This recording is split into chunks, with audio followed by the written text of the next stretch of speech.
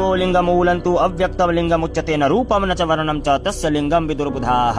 अर्थात जो रूपहीन, रंगहीन और अव्यक्त ब्रह्म है, शिवलिंग उसी का साक्षात प्रतीक है। लेकिन आज रील्स और दिखावे के चक्कर में लोगों ने महादेव को खिलौना बना दिया है। शिवलिंग पर रंग पेंट से नकली नाक, कान, मूछें बनाना और उन्हें फूलों से ऐसे लपेटना कि मूल स्वरूप ही छिप जाए, यह घोर शास्त्र विरुद्ध है।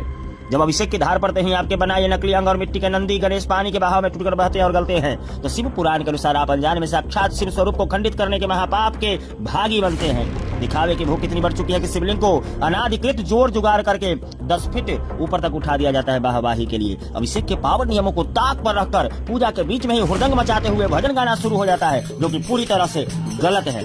ऐसा कतई नहीं करना चाहिए। हमेशा शास्त्र सम्मत ही पूजन करानी चाहिए।